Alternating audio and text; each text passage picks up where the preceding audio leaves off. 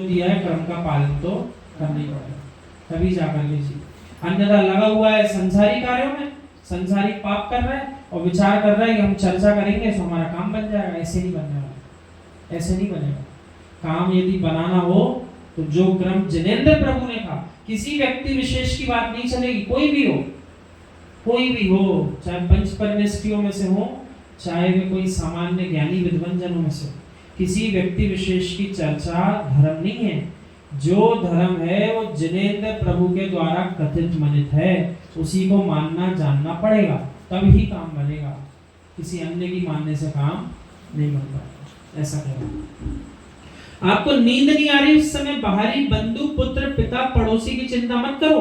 चिंतन ये करो, मुझे निद्रा आने से पहले मैं विवेक की नींद में आ जाऊं। यानी दिन भर निकल गया, मैं विवेक पूर्वक कोई काम ही नहीं कर पाया, कितनी हिंसा कर दी। देखो आज तो ऐसा चिंतन चल रहा था दादाजी, जब तक ये मनुष्य है बलिष्ठ है, बलिष्ठ है, क्यों? अपने आप को बड़ा ज्ञानी मान रहा, ताकतवर मान रहा, मनुष्य पर्याय में आकर बैठ गया।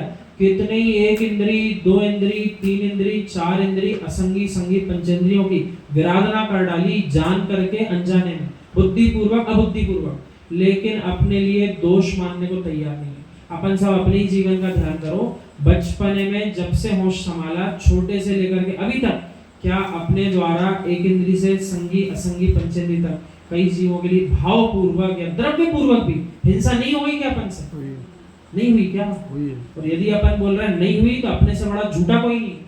वे वीतरागी श्रमण प्रतिदिन आकर के अपने गुरु से निवेदन कर रहे, आचार्य परमेष्ठी से, महाराज जी दोष हो गया, एक दो इंद्री पे पैर रखा है, एक तीन इंद्री की विराधना हुई, कच्चे जल पे पैर रखा है। और ये संसारी कितने दोष तो इसी पर्याय में कर दिए, बचपन से जन्म होने से अभी तक, अनंत काल की पूर्व पर्यायों की तो चिंता ही नहीं कर रहा है मैंने क्या क्या पाप किए। बालपने में ज्ञान न हो, तरुणी समय कैसे रूप लगे आप, बात वो चल रही है। इसलिए रोज क्षमा मांग रहे हैं तो इसको सामान्य प्रसंग मत समझना। पंक्ति याद होगी बोले ये भी, एक इंद्री दो इंद्री सब माफ करना, अनादिकाल से आज तक के दोष मिथ्या हूं, ये सामान्य कथन नहीं चल रहा, ये अनादिकाल की भूल थी। अभी इस पर्याय में सब समझ में आ रहा है जब तक ज्ञान रूपी चेतना अंदर जागृत है।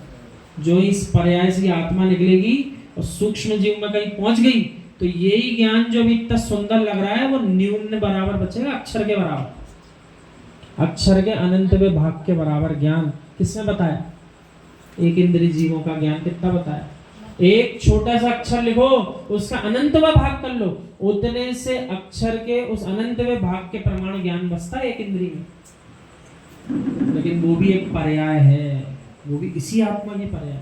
और अभी यहाँ मनुष्य पर्याय में आए सो बलिष्ठ बन के बैठे, कितने ही जीवों के हाथ पैर काट दिए, कितने ही जीवों को मार दिया, बिना देखे सामान रख दी, वस्तु रख दी, उठा दी, बिना देखे खिड़की दरवाजे बंद कर दिए, कितने जीवों को नाश कर दिया। दो इंद्री, तीन इंद्री, चार इंद्री, आदि आदि। कितनी बार सोने करने में देखो आप कैसा कैसा प्रसंग आया। करवट बदलने के लिए वीतरागी श्रमण के लिए मूलाचार्य जी में लिखा, जिस करवट सोओगे उसी करवट निद्रा लेना है। यदि करवट भी बदलना हो तो पीछे से मार्जन करेंगे फिर करवट बदलते, ऐसा मूलाचार्य जी में लिखा है। 28 मूल गुणों में होते हैं सब। अब जीव ये सब चिंतन मनन अध्ययन करेगा तब तो विचार चलेगा कि क्या मैं धड़ल्ले से सो सकता हूँ, क्या जितनी करवट बदलना है मैं संसारी बदल सकता हूँ क्या आपको दोष नहीं लग रहा क्या?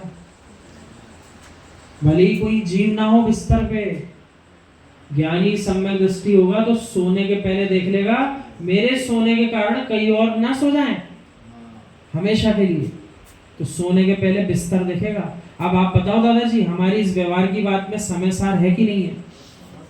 या फिर आप कहोगे व्यवहार की बातें मत करो भैया, यही सुनाओ आप तो आत्मा की बात। ऐसा नहीं है।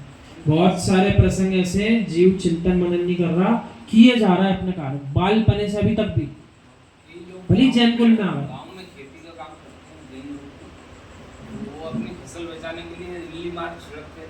सबको दोष लगे, खेती ने दोष नहीं बताया, असी मसी कृषि सब बताई प्रभु ने, लेकिन जो जीव इस प्रकार दूसरे जीवों की विराधना करेंगे कर्म छोड़ेंगे नहीं। वो आप बहाने कितनी बनाओ, ऐसी फसल हो जाएगी वैसी हो जाएगी, वो सब बाकी बातें अलग है। विवेक से करो, वो भी करो, विवेक पूर्वक करने को कहा है। यहाँ तक कि प्रतिमाधारी जीव भी खेती कर सकता है, मना नहीं है उसको, जब तक कि वो आगे की प्रतिमा ना ले ले परिग्रह आदि त्याग वाली से। विवेक से करोगे जो जो फसल होगी उससे दुगनी फसल होगी। अस्सी मसी कृषि किसने सिखाई? हमने, आपने तो नहीं सिखाई ना। प्रभु तीर्थंकर स्वयं बताकर गए ना, अपनी व्यवस्था आपको बनाना पड़ेगी। लेकिन ये नहीं कहा ये भी डालना, इसको मारने का डालना, इसको उठाने का डालना, नहीं। न्याय नीति पूर्वक आप खेती करो, मना नहीं है। आज भी कई जैनी जीव अपने इस तरफ फिर भी कम है जीव जैन कुल के। आप दक्षिण तरफ जाओ, गांव के गांव भरे हुए हैं, जैनियों से भरे हुए, वे सब खेती के ही काम करते हैं। आपको नहीं पता हो तो हम बता दें, आप होके आना कभी। पूरे दक्षिण में बड़े बड़े गांव भरे पड़े हैं जैनियों से। तो सबका एक ही प्रमुख काम है, खेती, मतलब खेती किसानी करते हैं। लेकिन न्याय नीति पूर्वक करो तो कोई उसमें दोष नहीं है। और अनजाने में जो जीव करेगा, या भली ऐसा सोचे बुद्धि नहीं थी या बुद्धि पूर्वक करा और डाले जा रहा है कीटनाशक, कर्म का बंध तो होगा।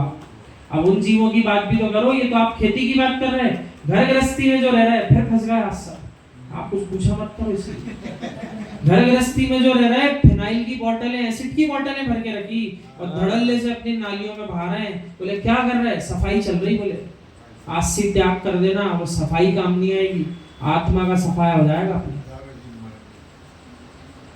हम तो खेती पे बात निकाली थी, आपने घर पहुंच गए हम आपने। इसलिए क्या कह रहे हैं, वो तो ठीक है खेती की बात उनके स्थान पर। प्रत्येक घर में जहाँ कहीं भी इस प्रकार का ही छिड़काव चल रहा ना, और